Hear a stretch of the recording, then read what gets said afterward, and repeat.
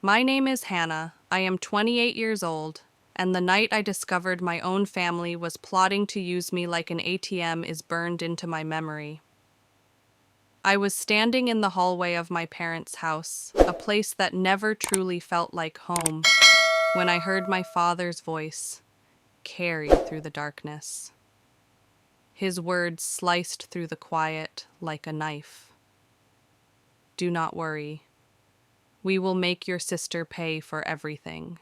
I froze. My breath caught in my chest.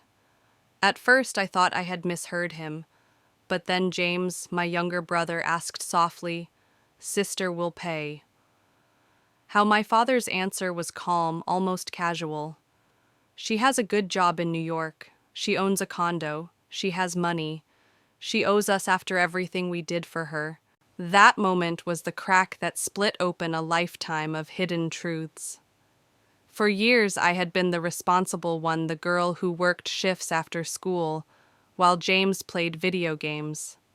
I believed I understood what betrayal felt like, but nothing had prepared me for the sound of my own father's voice, plotting to throw my hard-earned life into ruin. I remember pressing myself against the wall, willing myself to become invisible. My heart raced so loudly that I was certain they would hear it pounding through the drywall. I wanted to rush and scream, demand answers.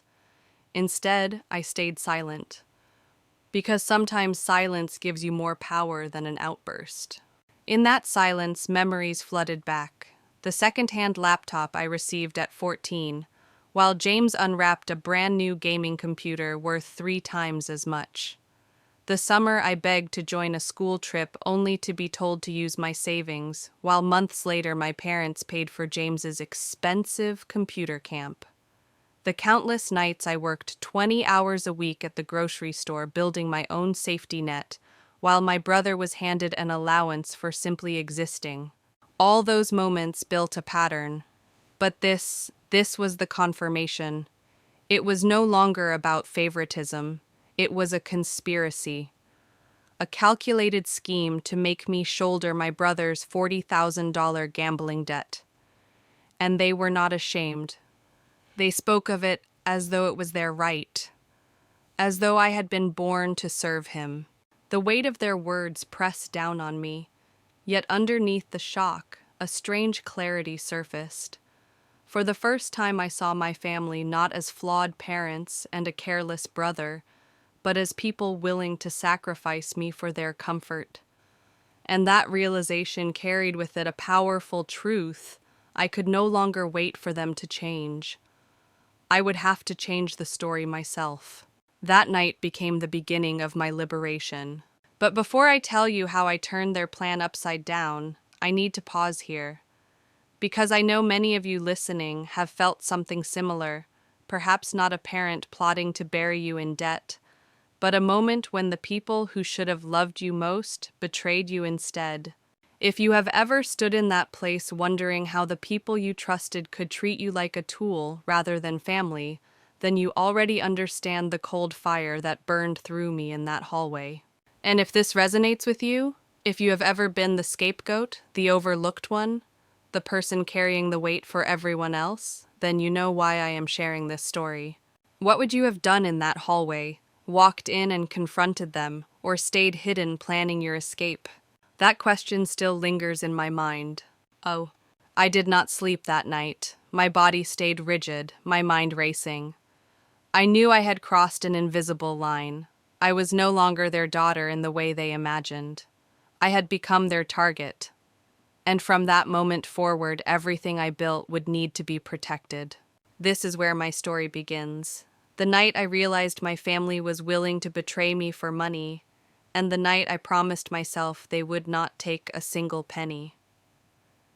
When morning finally came, I felt like I had aged 10 years overnight. The light slipping through the curtains did nothing to soften the heaviness in my chest. I moved around the kitchen in silence, pretending nothing had happened, though every word from last night still rang in my ears.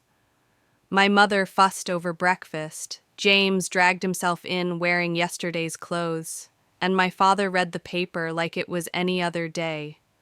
None of them knew that I had overheard their plan.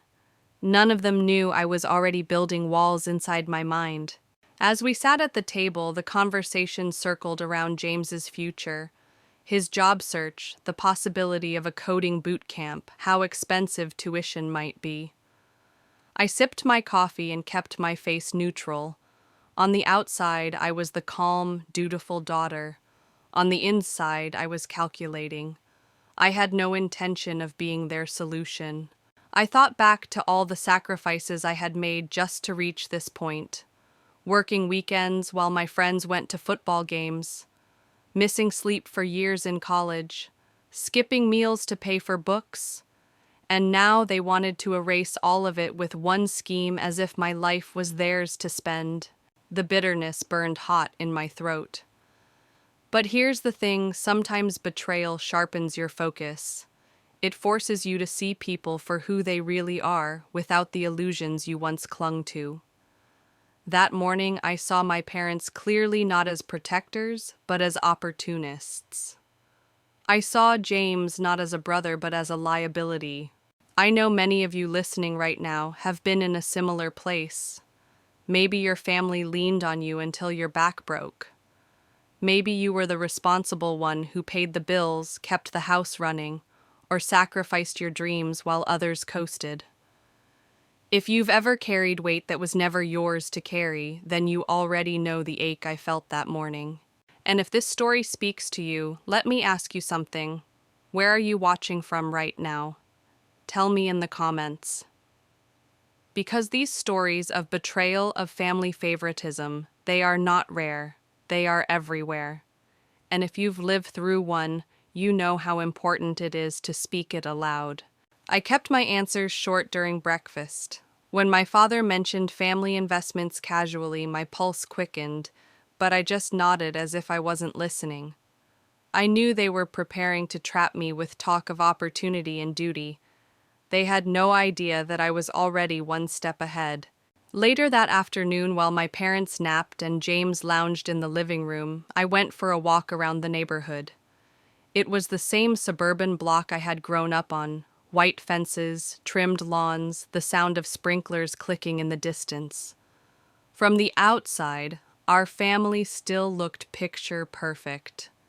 Inside, rot was spreading. I carried those thoughts with me as I walked, reminding myself that appearances can deceive. A house can look polished and warm, but hide cracks that no one wants to admit. Families can smile at church or pose for holiday cards while secrets coil beneath the surface. That was our family. A glossy frame around something broken. By the time I returned home, I had made a decision.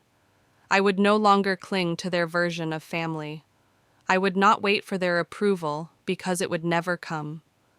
I would define myself on my own terms, protect what I had built, and never let them steal it. It was a terrifying thought, realizing that my safety would come from separation, not connection. But sometimes freedom requires distance. Sometimes love is not enough to overcome betrayal. That day at breakfast, watching my father talk about investments and my mother beam at James as if he were the sun, I stopped hoping for change.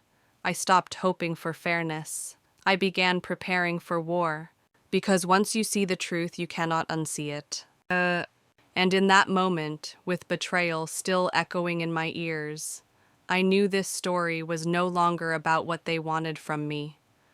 It was about what I was willing to protect for myself. The next few days of that visit home passed in a haze of small talk and shallow smiles. On the surface, nothing seemed different. My mother kept herself busy arranging her birthday celebration. James drifted in and out with his usual arrogance, and my father spoke vaguely about future opportunities. But underneath it all, I carried the heavy weight of knowledge that they were planning to use me, that their love had limits drawn in dollar signs. I found myself replaying old memories while pretending to be present. I thought about the Christmas I was 14. I had begged for a laptop so I could keep up with my assignments. They gave me a second-hand machine that froze every 10 minutes. James, only 9 at the time, tore open a brand new gaming computer, glowing neon lights pulsing from its tower. He needs it for hand-eye coordination, my father had said with a straight face. I swallowed my disappointment and pretended to smile. Then there was the history trip in high school. I saved for months to afford my spot on the Washington, D.C. tour. My parents told me to be responsible and cover the rest myself. A few months later, they paid double that amount for James to attend a 2-week summer camp. It's for his future, my mother explained gently. As if my future required no investment at all. These memories, once painful, now sharpened into clarity. They weren't just mistakes or oversights, they were choices. Choices that carved me into the responsible one, while James was shaped into someone who believed the world owed him comfort. At night, lying in that guest room, stripped of all traces of my childhood, I stared at the ceiling and realized something chilling. They had always expected me to give more effort, more patience, more sacrifice. It was never going to stop. Their plan to make me cover $40,000 wasn't a new betrayal. It was the natural next step. That realization was brutal, but also strangely liberating. If this was who they were then, I didn't need to keep hoping they would become someone else. I know many of you watching have lived through something similar. Maybe your parents compared you to a sibling and decided you didn't need as much. Maybe you were told you were mature for your age while being forced into responsibilities that were never yours. Or maybe you were simply expected to sacrifice again and again until you barely recognized yourself. Tell me this: have you ever been the one who gave everything while another sibling or relative received the rewards? Share your story in the comments. I want to know how many of us have walked this same road carrying weight that was never meant to be ours. The truth is, favoritism doesn't just wound in the moment. It shapes who we become. For me, it built a girl who worked 20 hours a week at a grocery store just to feel in control. It built a young woman who studied harder than anyone else because no one would help her. It built someone who believed that love had to be earned through exhaustion. But sitting at that dinner table, listening to James brag about waiting for the right job offer, while I quietly calculated how many hours of my life I had worked just to survive, I knew something had to break. I looked at my parents as they laughed at his jokes, nodding at his half-baked plans, and I wondered if they even realized what they had created. They had raised a son who thought responsibility was optional and a daughter who had no choice but to become steel. That night I turned over in bed and whispered to myself, never again. Never again would I wait for them to value me. Never again would I carry their burdens like they were my own. If they wanted to see me as the strong one, the independent one, then that strength would not be theirs to exploit. The memories still stung, but they no longer trapped me. They became proof. Proof that I could survive neglect. Proof that I could build a life without their help. Proof that if they tried to take from me, I had the right and the power to say no. And for the first time, I believed it. By the time I turned 12, the line between being a daughter and being a caretaker had already blurred beyond recognition. My parents called it responsibility, but it felt more like servitude. Whenever they wanted a night out, I was left in charge of James. While my friends went to movies or sleepovers, I was at home making macaroni and cheese for my little brother, tucking him in and cleaning up the mess he left behind. "You are so mature for your age," they said as if it were a compliment, but it wasn't. It was a sentence. I carried that weight quietly, believing maturity was my duty.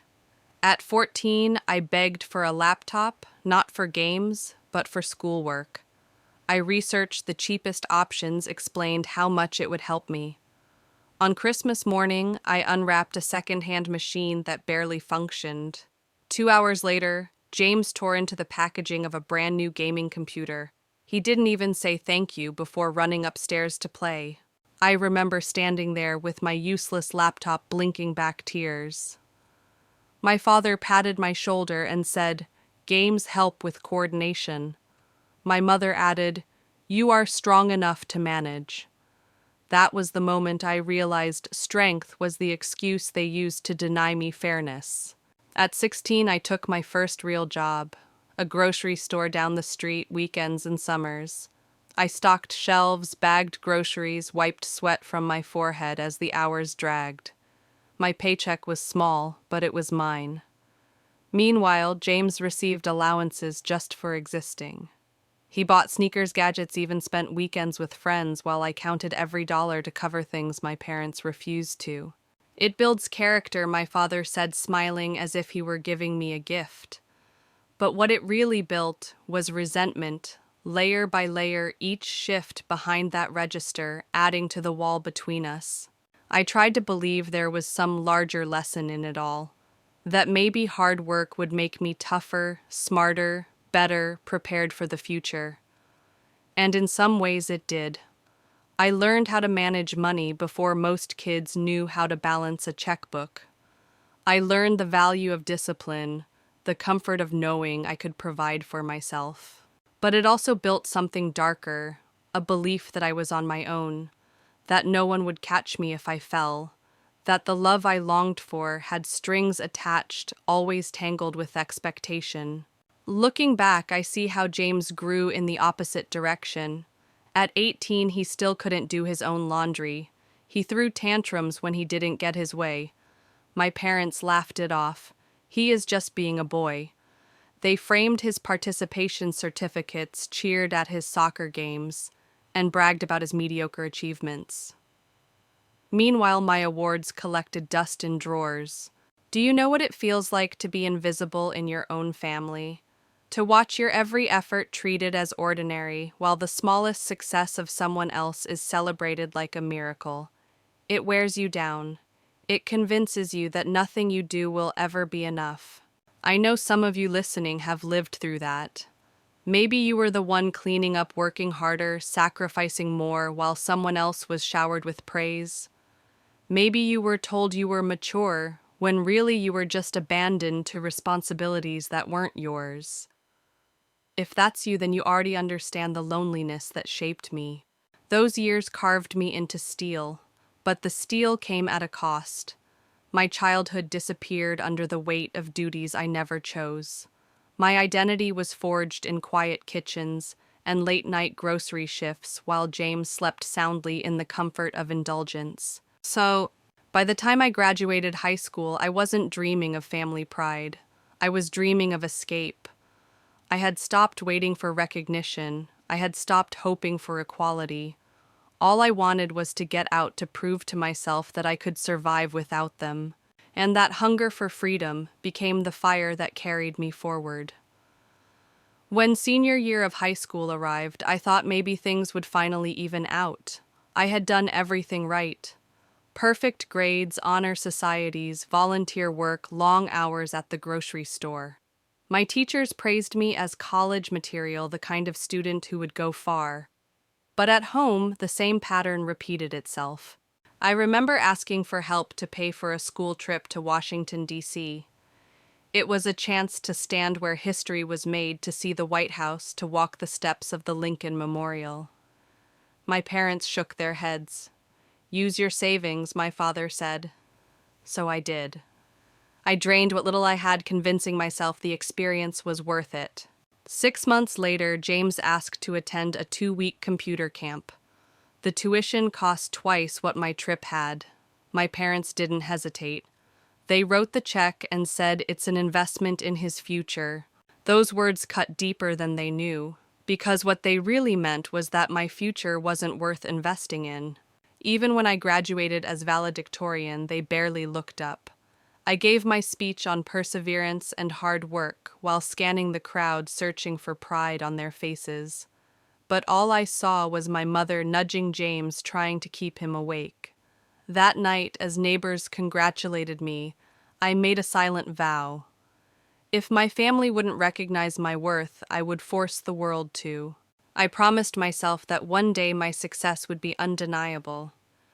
Not because I craved their approval, but because I needed to prove even to myself that I wasn't the afterthought they had treated me as. College should have been a fresh start, but the betrayal followed me there too. I was accepted to a respected state university with a partial scholarship covering 40% of my tuition. I thought surely now they would step up. But when I sat across from them that July evening, my father shuffled papers and cleared his throat. "We cannot contribute to your college expenses," he said. My mother added softly, "We need to save for James's education.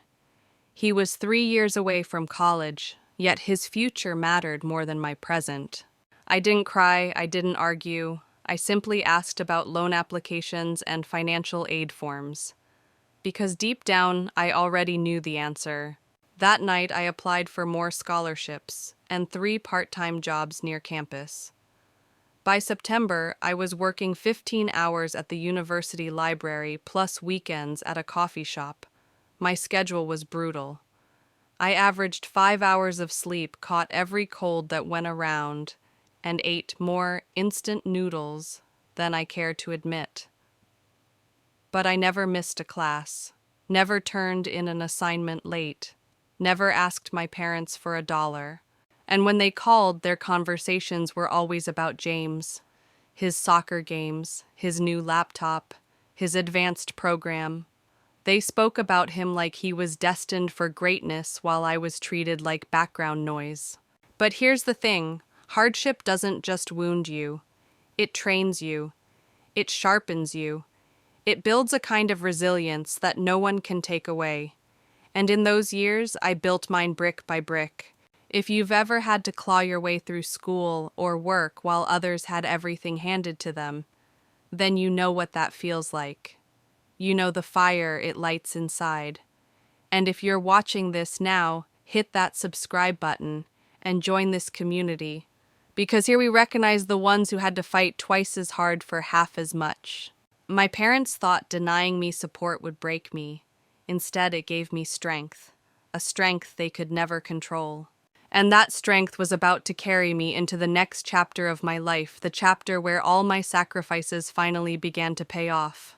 But as you'll see, even success couldn't protect me from the betrayal waiting years later. By the time I turned 18, I was running on pure determination.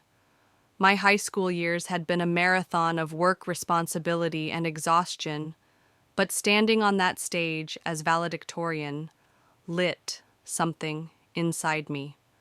I looked out into the audience, hoping for pride in my parents' eyes.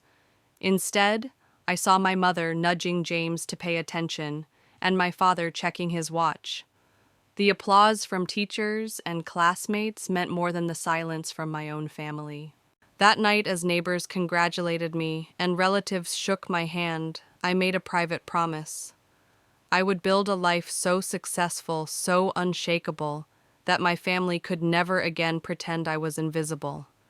Not because I still needed their approval, but because I needed to prove to myself that I was more than the role they forced on me. The summer after graduation, I worked every available shift at the grocery store. My partial scholarship covered 40% of tuition, but that still left a mountain of bills. My parents made their position clear. "We cannot help you. We have to save for James." He was still 3 years from college, but they were already funneling money toward his future. My present didn't matter. I didn't argue. I simply nodded and added more hours to my schedule. At the university, I split my time between classes, a job at the library, and weekends at a coffee shop. I averaged 5 hours of sleep, sometimes less. I got sick often, my immune system worn down from stress.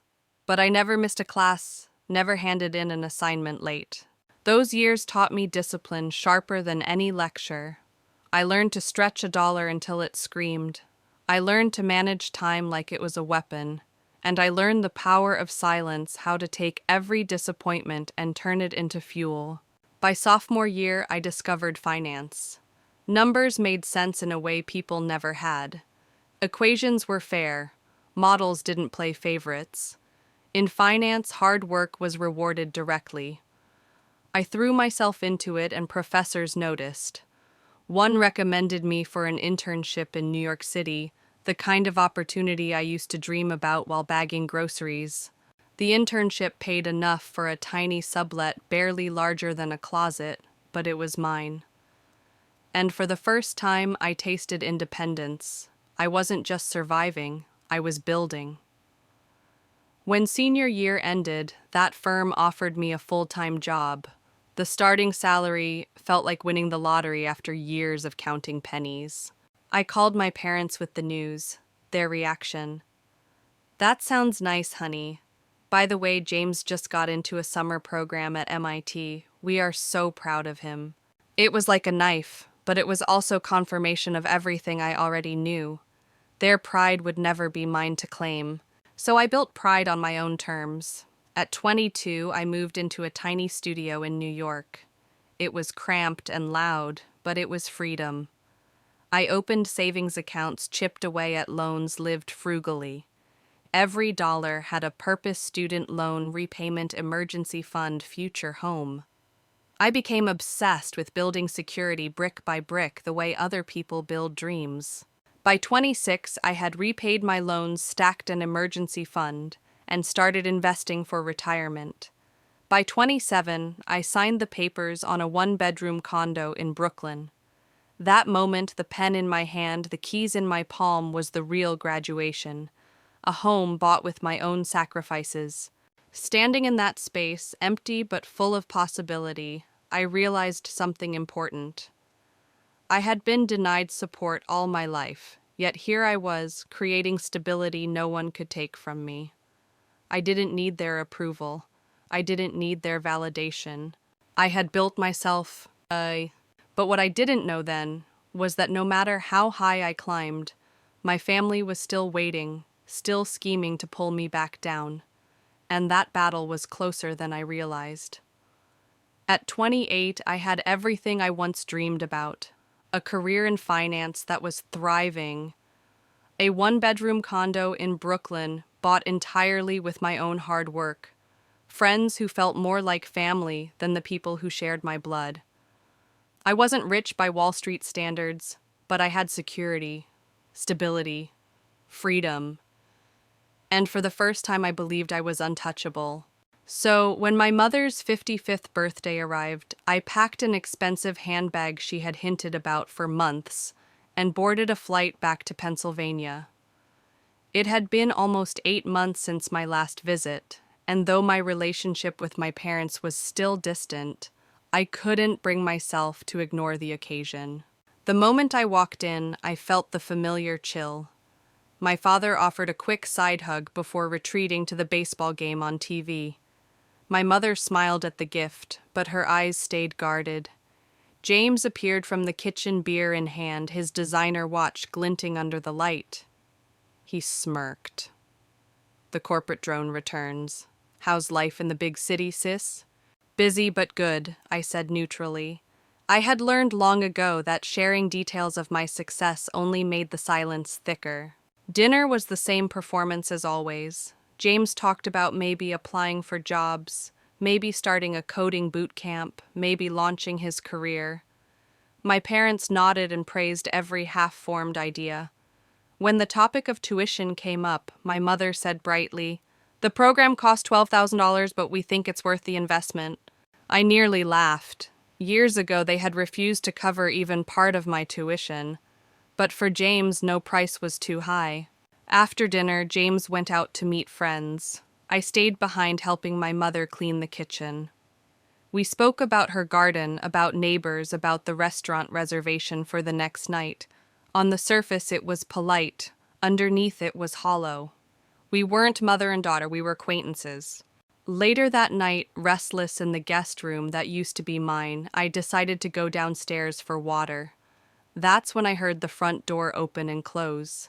James was back, and with him came hushed voices. My father's voice carried low but clear. "Samantha doesn't need to know. This stays between us." I froze in the hallway, hidden in the shadows. Then came the truth. James sighed and admitted he was in debt. not a few $100s, not a missed bill. $40,000 lost to online poker and credit cards. My breath caught. My father cursed under his breath. My mother joined in moments later. Their solution was simple. They would make me pay. Not by asking outright, but by tricking me into investing in a fake family business. With my credit score and income, they said I could take out the loan easily. I pressed against the wall, trembling. Every sacrifice I had made, every hour I had worked, every dollar I had saved, they planned to wipe it out with a lie. I sat awake that night, my suitcase already half packed. My heart hurt, but my mind was sharper than ever. I had a choice. I could stay, confront them, argue, beg for fairness. Or I could leave quietly, protect myself, and never look back. And as I stared into the dark, I realized something. Family is supposed to be the place where you're safest. But sometimes family is the battlefield where you're in the most danger. What about you? Have you ever discovered that the people you trusted most were willing to betray you? How did you react? Tell me in the comments, because stories like these don't just belong to me. They belong to anyone who's ever been betrayed by blood. That night I promised myself one thing. If they wanted to turn me into their solution, I would become their greatest regret instead. I did not close my eyes once that night. The guest room was suffocating, stripped of the posters and trophies that once proved I had lived there, replaced with bland guest bedding and neutral paint. It was no longer my room, just a reminder of how easily I had been erased. I sat on the edge of the bed, my suitcase open on the floor, staring at the clothes I had folded hours before. My heart was racing, but my mind was steady. I kept hearing my father's words. "We will make your sister pay for everything." The casual certainty in his tone was worse than shouting. He wasn't angry when he said it. He wasn't desperate. He was confident. As if my money, my credit, my life belonged to them. As if stealing from me was their right. That realization shattered something inside me. All those years I had told myself they simply didn't notice my effort. That maybe deep down, they did love me, but were blinded by favoritism. But the truth was clearer now. They had never valued me as a daughter. They had valued me as a resource. I opened my laptop and began working through what needed to be done. My savings were spread across accounts good for security, but now I needed to lock them down. I transferred funds to an account my parents didn't know existed. I froze my main credit card, claiming it was lost. I wrote an urgent email to my financial advisor requesting a call first thing Monday. I even searched for attorneys in New York who specialized in identity protection and financial abuse. It might sound cold, but in that moment I felt detached, numb, like a soldier making battle plans. Shock would come later, pain would come later. Right now, I needed to make sure they couldn't touch a cent of what I had built. At 2 a.m, I slipped my shoes on quietly and rolled my suitcase to the door. My parents were asleep. James was snoring down the hall. I paused in the entryway, my hand on the doorknob, and looked back one last time. This house had never been a sanctuary. It had been a training ground for endurance. And now it would be the place I finally left behind. I drove into the night, the rental car engine humming like freedom. 20 minutes later, I checked into a small airport hotel. The clerk barely glanced at me as I slid my ID across the counter. By 3, I was sitting on the stiff bed, laptop open again, reviewing every step of my escape plan. I thought of the girl I used to be, 14 years old, unwrapping a broken laptop while James got a new gaming system. 16 years old, working double shifts while he spent his allowance. 18 years old valedictorian, ignored as they cheered for him. All those versions of me had survived without their help. And now the 28-year-old version of me would survive their betrayal. I felt grief, yes, but underneath it was something stronger, relief. I had spent years chasing their approval like it was oxygen. Now I could finally stop running. Yeah. You might be wondering, why didn't I confront them right there in the kitchen? Why didn't I throw their words back at them? The truth is simple. Confrontation would have given them a chance to twist it, to gaslight me, to guilt me. And I refuse to give them that power. Sometimes silence is the sharpest blade. That night I chose silence, and I chose freedom. Because once you realize your family is willing to sacrifice you for their comfort, you have two choices: surrender or walk away. And I was done surrendering. By sunrise, I was already planning the next steps: lawyers, advisors, locks on every financial door. They thought they could manipulate me into signing away my future, but I would prove them wrong. They had underestimated the one thing they themselves had created: my strength. The sun rose as I sat in that anonymous hotel room staring out at the parking lot below. My phone buzzed nonstop: texts from my mother asking where I had gone, calls from my father, even a few messages from James. I silenced them all. For once, their urgency wasn't mine to carry. I sipped burnt hotel coffee and reminded myself every call, every text was just another attempt to pull me back under their control. By mid-morning, I had already set things in motion. My bank accounts were shielded, my credit cards were locked. My financial advisor confirmed a video call for that afternoon.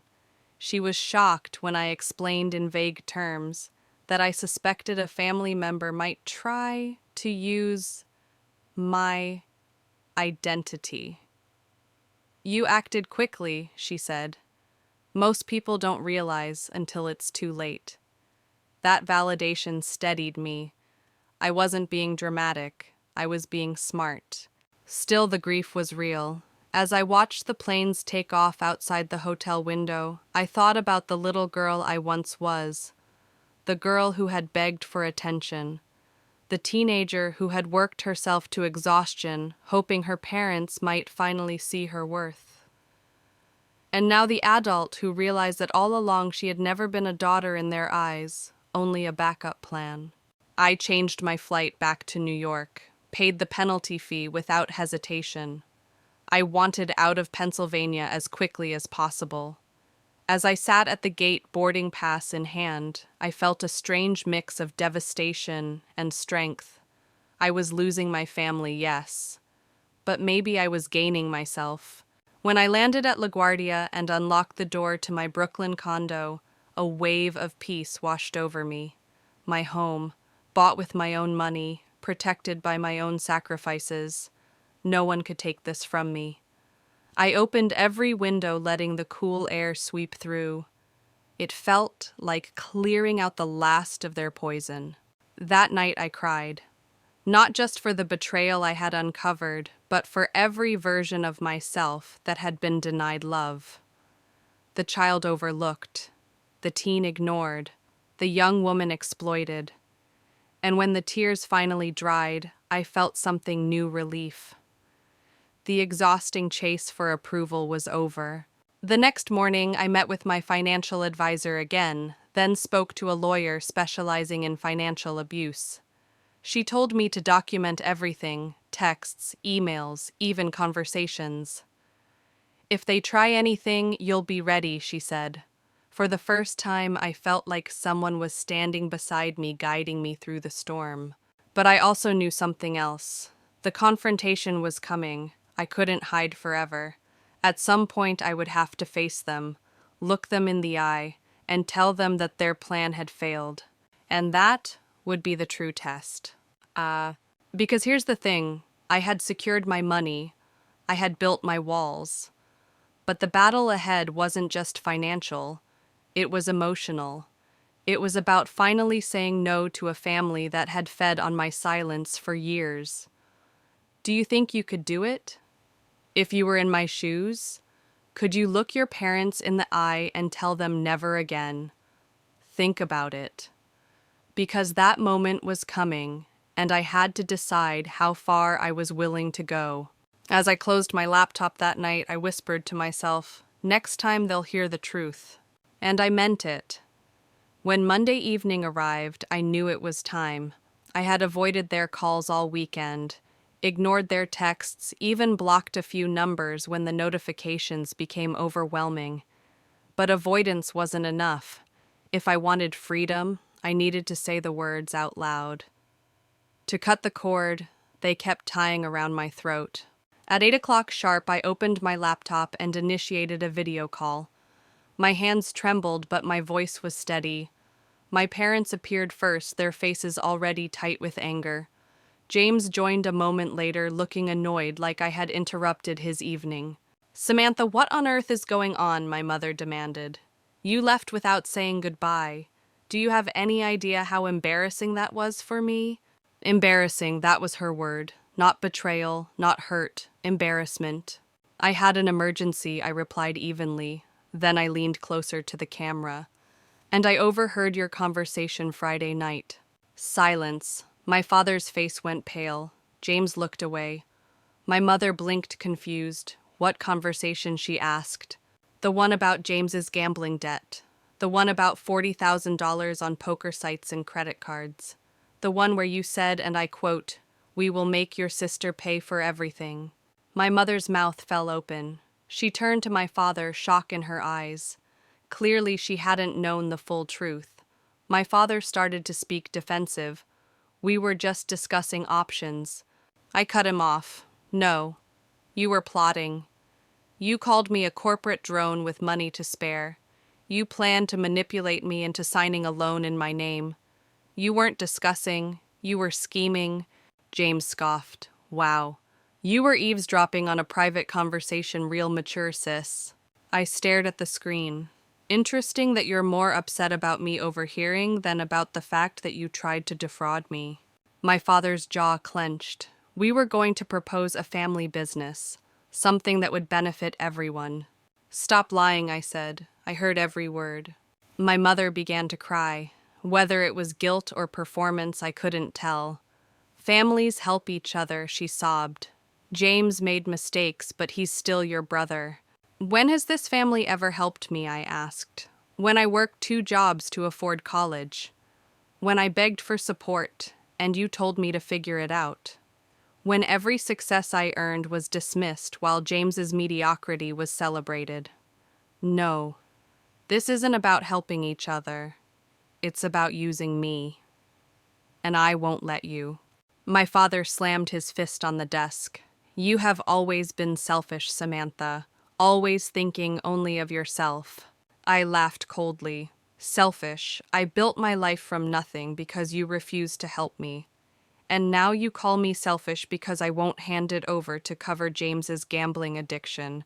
James muttered something under his breath, but I didn't care. My focus was razor sharp. "I've secured my accounts," I said firmly. "I've spoken to lawyers. If you attempt to use my name or credit for anything, I will press charges. Do you understand me?" The screen erupted with chaos, my father yelling, my mother crying harder, James swearing. But I didn't flinch. I sat there calmly watching them unravel. Finally, I raised my hand. "This conversation is over. Don't contact me again unless it's to apologize and accept that I will never give James a penny." And with that, I ended the call. The silence that followed was heavy, but it was also liberating. For the first time, I had spoken the truth without fear. For the first time, I had set the boundary they could not cross. I know some of you watching have been here too. Maybe not in front of a video screen, but in a living room or on a phone call or even in your own mind. That moment where you finally say enough. Tell me, have you ever had to draw a line against family, even when it broke your heart to do it? Share your experience below, because someone else might need to see they're not alone. That night, I wrote down every detail of the call and saved it in a folder. Evidence, protection. But more importantly, it was proof to myself that I had chosen me. And once you choose yourself, you never go back. The hours after that video call were strangely quiet. My phone lit up with missed calls and furious texts, but I turned it face down on my desk. I had nothing left to say. For the first time in years, I felt something close to peace. It wasn't the kind of peace that comes from reconciliation. It was the kind that comes when a wound is finally cleaned, even if it still stings. But peace doesn't mean safety, not when you're dealing with people who think they have the right to your life. I knew my family well enough to understand they wouldn't give up easily. They would find new angles, new tactics, new stories to pressure me into submission. I needed to stay one step ahead. The very next morning, I set my plan into motion.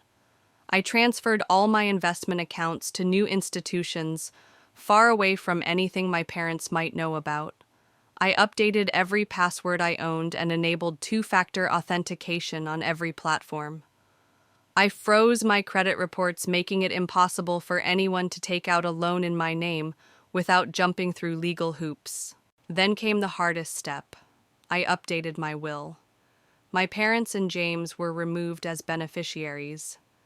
Instead, I designated charities, organizations that had helped women like me, women forced to build themselves from the ground up. That decision hurt not because I doubted it, but because I had once dreamed of a family who would treasure such a gesture. Now the idea of leaving them anything felt like leaving the keys to my cage unlocked. At noon, James finally sent a text that made me laugh out loud. "Mom is really upset. What the hell is wrong with you? No apology, no accountability, just indignation that I had refused to be their savior." I didn't answer. That evening, extended family began to chime in. An aunt left a voicemail about how selfish I was being. A cousin texted, "Are you okay? Your mom says you abandoned them during a crisis." I realized quickly that my parents had wasted no time rewriting the narrative. In their version, I was the ungrateful daughter refusing to help her poor brother. They had given me everything, and I had turned my back on them. For a moment, I felt the old guilt tugging at me, that invisible rope they had always used to reel me back. But this time, I didn't let it tighten. Instead, I documented it. Every voicemail, every text, every email, I saved them all. Evidence just like my lawyer had advised. That night, I sat at my kitchen table in Brooklyn, the city lights flickering outside, and I felt the weight of it all. The severing of ties wasn't just practical, it was emotional. I wasn't just protecting my money, I was protecting myself. And protection meant distance. Distance from people who saw me not as a daughter, but as a lifeline they felt entitled to cut open. I won't pretend it was easy. There were moments when I stared at old family photos, wondering what life might have been like if things had been different. If my parents had valued me equally. If James had grown up knowing accountability instead of indulgence. But those were fantasies, not realities. And holding on to fantasies was what had kept me chained for so long. So I let go. I deleted threads of messages. I blocked numbers. And when the silence settled again, I felt stronger. Not lighter, because grief is heavy, but steadier. For the first time, I was building a life with boundaries. Boundaries that were mine to defend. It made me wonder about you, the ones listening now. Have you ever had to protect yourself from the people who should have been protecting you? Did you ever have to choose your own survival over their expectations? Those choices are never easy, but sometimes they are the only ones that keep us whole. That week marked the beginning of my independence in the truest sense. Not just financial independence, but emotional independence. I wasn't waiting for their approval anymore. I wasn't craving their recognition. I was finally standing alone, and for once it felt like freedom. The fallout came faster than I imagined. Within days, my phone was flooded with new messages, this time from people I hadn't spoken to in years. My father's sister, Aunt Linda, called to say how disappointed she was. My mother's brother demanded to know why I was abandoning the family. Cousins I barely knew suddenly had strong opinions about my character. It was clear my parents had wasted no time spreading their version of the story. In their tale, I was the cold, ungrateful daughter refusing to help her struggling brother. They painted themselves as victims, conveniently skipping the part about plotting to saddle me with $40,000 of debt. At first, I tried to explain. I thought if I just laid out the facts, my years of sacrifice, the favoritism, the late-night conversation I had overheard, they would understand. But I was wrong. Their loyalty ran deep. They couldn't imagine that the parents they adored were capable of manipulation. My words bounced off like raindrops against glass. After a week of these draining exchanges, I realized I needed a new strategy. I drafted a detailed email, not dramatic, not emotional, just the truth. I wrote about my childhood, how I funded my own education, and exactly what I heard that night. I didn't embellish. I didn't exaggerate. The facts alone were damning enough. I didn't send it to everyone, just to the few family members I truly cared about. My grandmother Rose, my cousin Rachel, my uncle David. People who had shown me kindness in the past. At the end of the email, I wrote, "I don't expect you to take sides. I only ask that you consider there might be more to this story than what you've been told." I removed myself from a harmful situation, and I hope you can respect that choice, even if you don't fully understand it. Their responses stunned me. My grandmother called her voice shaking. "I always saw how they treated you differently," she confessed. "I said something once years ago, but your mother dismissed me. I should have done more to protect you." Rachel's reply was simple, "I believe you." She even shared memories of family gatherings where James was celebrated while my achievements were ignored. Uncle David invited me to lunch. Over pasta, he admitted he had cut contact with my mother months earlier for similar reasons. "Your parents always had a blind spot when it came to James," he said. "I'm not surprised it escalated. You did the right thing." Those small validations became lifelines. They didn't erase the grief, but they softened it. For the first time, I realized I wasn't crazy. I wasn't imagining the favoritism. Other people had seen it too. But healing is not linear. Even as I built walls, waves of sorrow broke through. Not sorrow for losing them, because in many ways I never truly had them, but sorrow for the little girl who had spent years trying to earn their love. I buried myself in work, volunteering for extra projects.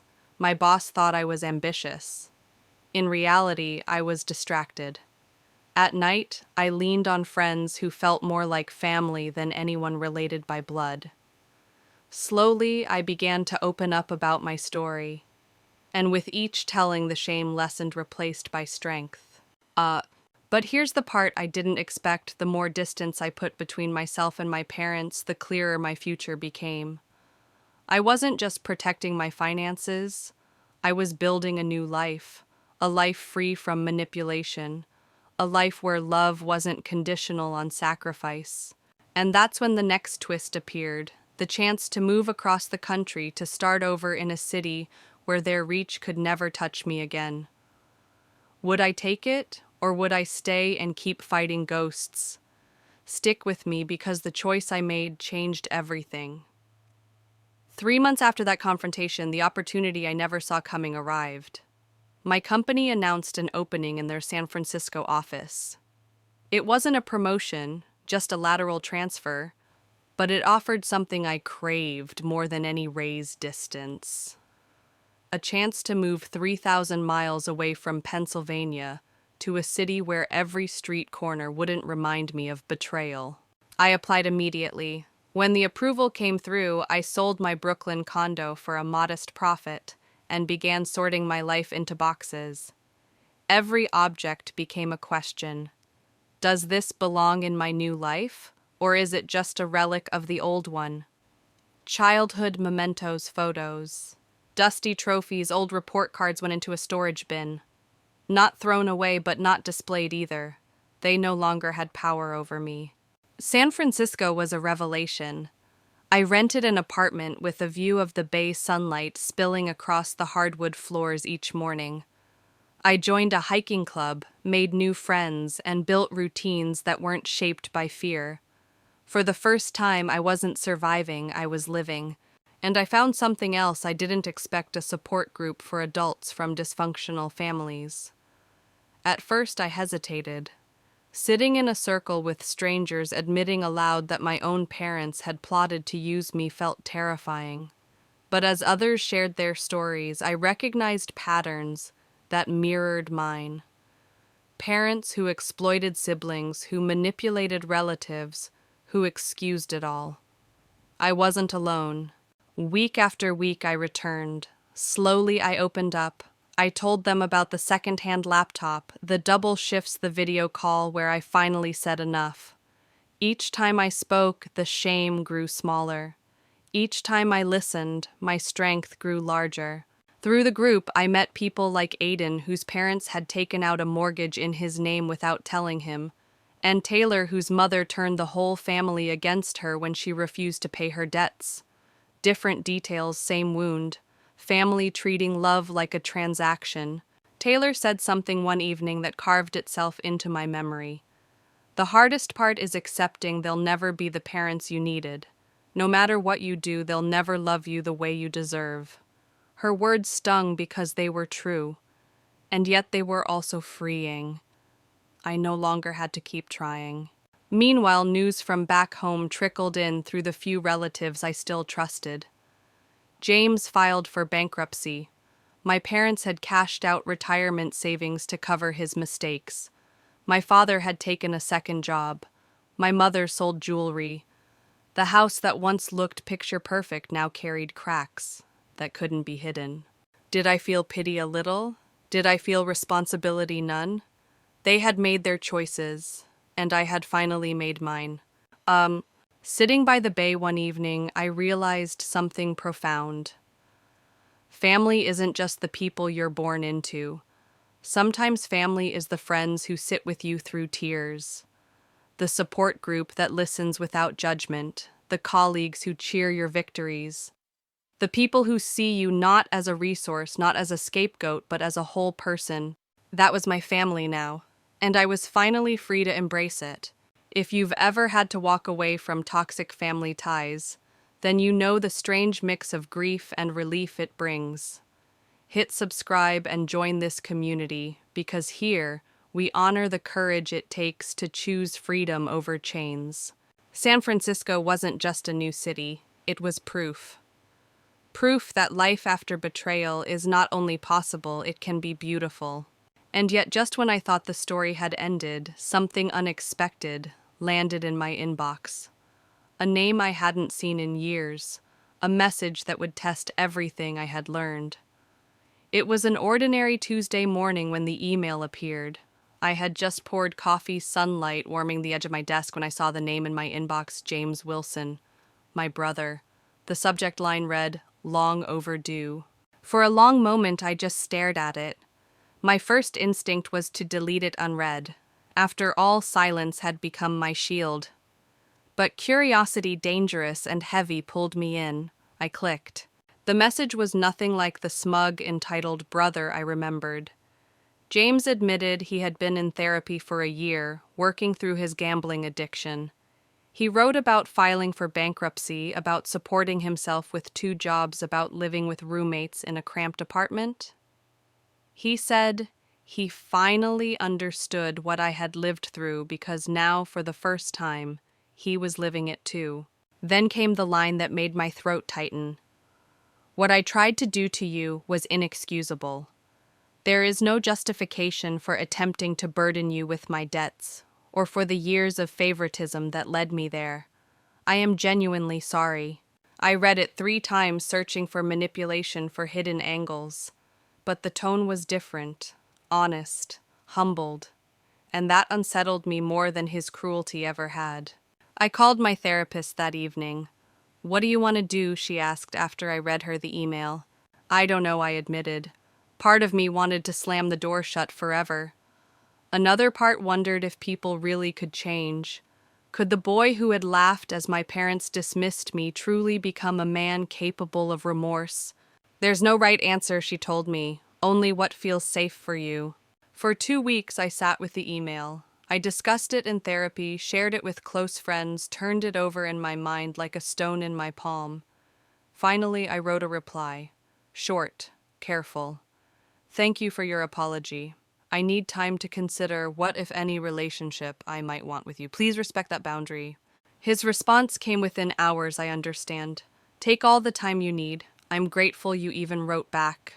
3 months later, after more therapy sessions and long conversations with people I trusted, I agreed to a video call. The man on the screen looked different. No designer clothes, no cocky smirk. Just a plain t-shirt and eyes that carried weight. He told me about his recovery program, his modest job at a local tech company, his slow effort to rebuild credit. He didn't beg for money. He didn't ask for favors. He just spoke. I listened arms crossed at first, but as the minutes passed, I realized something. For the first time in our lives, James wasn't trying to take from me. He was trying to own his mistakes. We ended the call cautiously. No promises, no grand declarations. Just a tentative agreement to exchange monthly emails, maybe another call in a few months. A fragile thread. That night I sat on my balcony looking out at the San Francisco skyline and thought about everything I had learned. Forgiveness, I realized, wasn't about excusing the past. It was about freeing myself from carrying it. It didn't mean I had to welcome him back fully. It didn't mean trust was restored. But maybe forgiveness could be a tool for my healing. Have you ever faced that choice whether to let someone back into your life after they've broken it apart? Would you take the risk or close the door forever? Tell me in the comments because I want to know how others navigate that fragile line. I didn't know then whether James's change was permanent, but I knew one thing: I had grown strong enough to hold my boundaries. If he slipped back into old patterns, I could walk away again. And that more than anything was my real victory. Months turned into years, and the fragile thread between James and me remained intact, though thin. We exchanged emails, short, polite, careful. Occasionally, we spoke on video calls. He told me about his modest life in Florida, his recovery meetings, his slow climb toward stability. There was no begging, no manipulation. And while I never fully relaxed, I began to accept that maybe he was truly changing. But here's what mattered most: I wasn't depending on it. My healing no longer hinged on whether James redeemed himself. For the first time in my life, my peace wasn't tied to anyone else's choices. In San Francisco, my world had grown in ways I never expected. My career flourished. Within a year, I was promoted to team leader, managing a small group of analysts. My apartment transformed from a place of escape to a real home, plants by the windows, art that spoke to me. Furniture chosen for comfort rather than status. Friends gathered at my table for dinners, filled with laughter that never once felt forced. I also began teaching financial literacy workshops once a month. The young women who came reminded me of myself, overlooked, underestimated, fighting for independence. When one of them said, "You explain this stuff like someone who had to learn it the hard way," I smiled. I did. Passing on what I had clawed my way to learn gave me a sense of purpose beyond my paycheck. Occasionally, I heard whispers about my parents. My grandmother mentioned their retirement was gone. An uncle told me James's bankruptcy had crushed them financially. My mother sold jewelry. My father worked a second job. Did I feel sorry for them? Maybe a little. But pity never turned into responsibility. Their ruin was the consequence of choices they made, not mine to fix. And that was the final piece of freedom, knowing that my worth, my money, my life no longer belonged to them. One evening, as I stood on my balcony watching the sun dip into the bay, I thought about that night years ago when I slipped out of their house at 3 a.m. Back then, I had been terrified, trembling, convinced I was losing everything. But what I was really doing was gaining it, gaining myself. Now I understood the lesson I had been too young to grasp. Then sometimes losing a family that never truly valued you is the only way to find the peace you deserve. And sometimes, protecting your finances is the first step to protecting your soul. I can't tell you what will happen with James. Maybe our fragile reconnection will grow into something real. Maybe it won't. But either way, I know I'll be fine, because my happiness doesn't rest on his shoulders or anyone's. If this story resonated with you, don't just leave quietly. Hit subscribe because this channel is where stories like ours are finally heard. And when you're done, I invite you to watch my next video. It's about another woman who discovered her parents had a secret plan to erase her from their will. The twist will leave you breathless. So stay with me, because the truth is sometimes the family we choose is far more valuable than the one we're born into. And those stories, the ones of betrayal, resilience, and freedom, are the ones that remind us we're never alone. As I closed my laptop after my last call with James, I didn't feel dread or elation, just quiet certainty. Whatever happened next, I would be okay. Because I had finally built a life on my own terms, and that in the end was the greatest victory of all. Looking back now, the journey feels like two different lifetimes. There was the first life defined by sacrifice, silence, and the desperate hope that my family might one day see me. And then there is the life I built after defined by choice, freedom, and the quiet confidence that I am enough even without their approval. For so many years I thought family was a chain I had to carry no matter how heavy it became. But the truth I learned is this family is not about blood. Family is about trust, respect, and love without conditions. The moment I stopped chasing what my parents would never give, I discovered something more valuable. I found myself. There are still days when grief creeps in, not for what I lost, but for what I never had. The child in me still aches for unconditional love. But the woman I am now knows that the love I needed can be found in chosen family, in friendships, in community, and in the peace of my own independence. When I teach those young women in my workshops, I see pieces of my younger self in their faces, hungry, determined, uncertain. And I tell them the same truth I had to learn the hard way. Your worth is not measured by how much you endure for others. It is measured by how fiercely you protect your own peace. So here I stand, not broken, not bitter, simply free. Free from expectations that were never mine to carry. Free from debts I never owed. Free to live, to love, and to build a life where I am no longer a resource to be drained, but a person to be cherished. And that more than anything else is the legacy I choose to carry forward.